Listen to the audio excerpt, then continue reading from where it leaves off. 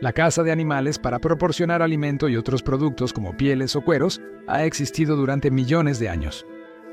Alguna vez fue esencial para la supervivencia de los seres humanos y una parte integral de nuestra historia. En cuanto a la caza recreativa, es decir, la caza por deporte y no por supervivencia, eso ha ocurrido desde que los reyes asirios salían en sus carros y cazaban leones solo para presumir, y su reino fue fundado desde el siglo XXI a.C. En la ley romana, poseer una propiedad le daba al titular el derecho de cazar en ella. Los reyes francos, tanto los merovingios desde el siglo V hasta mediados del siglo VIII, como los monarcas carolingios que les siguieron, consideraban que todo el reino era de su propiedad y por lo tanto controlaban enormes dominios reales de caza. Para los medievales, la caza era un deporte venerado y símbolo de fuerza, habilidad y estatus. Regresemos a la Edad Media para conocer la afición favorita de los reyes, la caza, sus presas y las costumbres de este antiguo pasatiempo. Bienvenidos a Locura Medieval.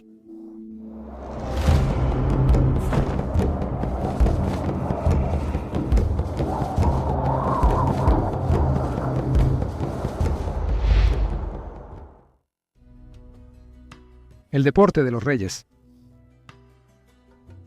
Las clases altas europeas, como la nobleza y la realeza, cazaban. Para personas de su clase, simplemente se esperaba. Por supuesto, no era solo un pasatiempo de las élites. Cada comunidad participaba y para la gran mayoría, el 90% que eran campesinos, la caza era una necesidad. En la Europa medieval, la Iglesia controlaba todos los aspectos de la vida y el temor al pecado era constante. Evitar la pereza era un gran remedio para esto. El diablo encontraba trabajo para las manos ociosas, por lo que, al menos para las clases gobernantes, la caza era el antídoto perfecto. Según Ricardo Almendra en Caza Medieval, proporcionaba el analgésico ideal de ejercicio saludable, violento y placentero. Eduardo de Norwich, segundo duque de York, en su tratado El Maestro de los Juegos, 1400-6413, aseguraba que la ociosidad llevaba a los hombres a la lujuria y el placer carnal. Se esperaba que los hijos de la nobleza fueran a cazar desde muy temprana edad. El duque de York, quien era maestro de los sabuesos de ciervo para el rey Enrique IV de Inglaterra, dijo, cito, «Para enseñar a un hombre a ser un buen cazador, primero debe ser un niño mayor de 7 u 8 años». Obras literarias como Tristán y Guy de Warwick destacaban la importancia de que los jóvenes nobles participaran en cacerías. Estos héroes ficticios coincidieron con el mundo real. En 1251, Alejandro III de Escocia, de 10 años, cazaba cerca de York en el bosque de Galtres. En 1433, Enrique IV de Inglaterra cazaba liebres y zorros en Bury St. Edmunds a los 12 años. Era esencial en la educación de los jóvenes, junto con religión y etiqueta, enseñadas casi desde el nacimiento. La caza le enseñaba a un niño cómo manejar un caballo, usar armas, formular estrategias y evaluar el terreno. Habilidades transferibles de la caza al campo de batalla cuando fuera necesario. Perro de caza. En Francia y en Inglaterra, las cacerías eran eventos bien planificados. La caza par force o de resistencia asignaba un papel específico a cada participante. Cualquiera que cometiera un error durante la cacería podía perderse fácilmente y eso ponía en peligro al resto de la unidad. La caza par force se consideraba la forma más noble. Gastón el III, conde de Foix, escribió el Livre de chasse, el libro de la caza, a finales del siglo XIV. El libro, un manual de caza, es considerado uno de los más importantes en su género. Para Gastón, la caza no era matar al animal más grande, sino el ritual y matar a las bestias, cito, noblemente y con gentileza. La mayoría de los bosques eran propiedad y estaban bajo control del rey. Por lo tanto, debido a las leyes forestales, solo aquellos que habían recibido una licencia especial podían cazar allí, aunque los habitantes del bosque tradicionalmente también tenían derechos de caza. En su tratado de caza del siglo XV, maestro de la caza, Eduardo de Norwich, segundo duque de York, describía a los perros de caza como fieles a su amo, inteligentes, fuertes, sabios, amables y con gran olfato. En resumen, él creía que el sabueso era, cito, la bestia más razonable y la mejor conocedora de todas las que Dios haya creado. Las razas de perros que normalmente se usaban en una cacería medieval eran el galgo, el mastín, el alano, que ahora está extinto, y el sabueso corredor. Todos tenían su propio propósito especial, y en algunas cacerías se llevaban más de una raza. El galgo era ideal por su velocidad y capacidad para atrapar a la presa, incluso si huía. Los Alans más pesados eran mejores para cazar jabalíes y osos. Las ilustraciones en el libro de caza los muestran con bozal y usando collares con tachuelas. Gastón decía que para cazar animales grandes lo mejor era llevar ambas razas.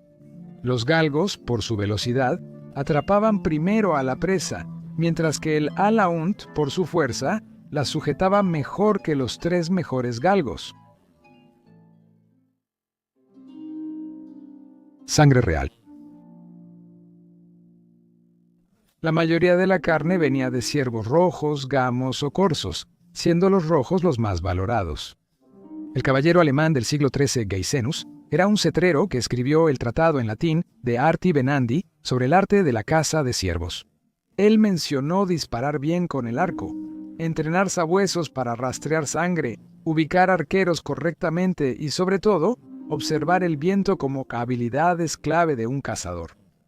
Había una demanda continua de venado, ya que ofrecía carne fresca en invierno, cuando muchos animales domésticos ya se habían sacrificado y salado en otoño.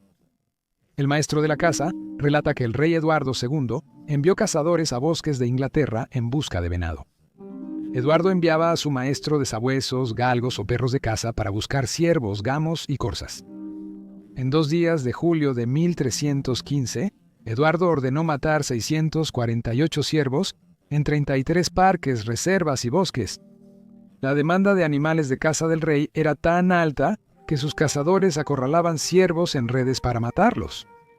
Difícilmente era el pasatiempo deportivo que la nobleza había esperado. El ciervo rojo, macho adulto, llamado corazón, era visto como el rey de los animales salvajes. Si el corazón era la presa más noble, el jabalí era lo opuesto. El ciervo, hermoso, elegante y valiente, se creía que tenía un hueso en el corazón que le impedía morir de miedo.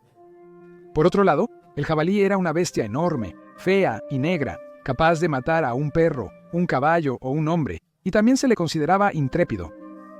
Según Gastón el III, el jabalí era, cito, el animal que mata a un hombre o bestia más rápido, ya que un león o leopardo no lo hace de un solo golpe. Como él lo hace, el jabalí mata de un solo golpe, como si fuera con un cuchillo. Es una bestia feroz, orgullosa y peligrosa, porque yo lo he visto atacar a un hombre y partirlo desde la rodilla hasta el pecho, de modo que cayó muerto sin decir una palabra. A menudo me ha derribado, caballo y jinete juntos, matando a mi caballo. Cazado por toda Europa, el jabalí era especialmente popular en Alemania y en la península ibérica. El rey Juan I de Portugal disfrutaba cazar jabalíes, pero advertía que si el jabalí lo veía, levantaba las orejas y giraba los ojos con furia. Entonces debía prepararse o arriesgarse a quedar herido o morir. La liebre, que en la Edad Media se creía podía cambiar de género, era una presa muy apreciada, sobre todo en Inglaterra. Gastón la llamó una bestia espléndida, quizá porque era el animal más difícil de engañar y muy rápido para atraparlo. La liebre nunca corría en línea recta, era sutil y astuta, tanto que, cito, ningún hombre en el mundo diría que un sabueso podría descifrar su camino para encontrarla. Al igual que el maestro de la casa del rey, el puesto de Lord Halconero era un cargo alto en la corte real. Ya fuera el halcón peregrino, el halcón gerifalte más grande, el halcón lanario que usualmente se volaba en parejas, el halcón alfanete del norte de África, el halcón árabe Seeker o el bonito y pequeño esmerejón, el alojamiento, entrenamiento y mantenimiento de un halcón era un negocio costoso. Para cuando estaban listos para cazar en el campo, se habían invertido muchas horas y una buena cantidad de dinero en estas aves mortales. Con ayuda de perros cobradores y spaniels que recuperan aves, el halcón puede capturar patos, faisanes, perdices o aves grandes como garzas y grullas. El emperador Federico I, autor de El arte de cazar con aves, el primer tratado sobre cetrería, recomendaba llevar un galgo mediano capaz de alcanzar la presa y evitar que hiera al halcón. Pi desagrado. En lo que respecta a Gastón, el lobo, que, cito, la mayoría de la gente ha visto, era una amenaza para las zonas rurales en todas partes y a veces mataba animales tan grandes como una vaca, por lo que fácilmente podía llevarse una oveja o una cabra. Son el único animal en los escritos medievales que usaba a los humanos como fuente habitual de alimento. Incluso los lobos más viejos, que ya no tenían dientes y eran lentos, podían llevarse a un niño pequeño si se les presentaba la oportunidad. Los lobos solían seguir a los ejércitos para alimentarse de los cadáveres y caballos muertos que quedaban atrás. El lobo muerto tenía poco uso para la gente medieval, aunque existían algunos remedios populares que requerían partes del animal. La carne era dura y muchos se quejaban de que la piel, aunque buena para mitones y capas, siempre tenía el olor apestoso del animal. Así que eran cazados por razones prácticas más que por deporte, generalmente con trampas o por fuerza cuando era necesario. El zorro era visto como una plaga por los dueños de aves domésticas y era temido, odiado y cazado frecuentemente. La nutria también era considerada codiciosa, astuta y peligrosa para quienes tenían estanques de peces. Muerte accidental. Como muchas cosas en la Edad Media, la caza podía ser un pasatiempo peligroso. El emperador bizantino, Basilio I del siglo IX, murió cuando su cinturón se enredó en las astas de un ciervo durante una cacería. El animal lo arrastró por unos 26 kilómetros o 16 millas a través del bosque. No es de sorprender que Basilio contrajera fiebre y muriera poco después. Otro emperador bizantino, esta vez del siglo XII, murió durante una cacería. Juan II Comnenos estaba persiguiendo un jabalí en el monte Tauro, en Cilicia, Asia Occidental, cuando accidentalmente se cortó con una flecha envenenada. La herida se infectó y Juan murió unos días después, en abril de 1143, probablemente por sepsis.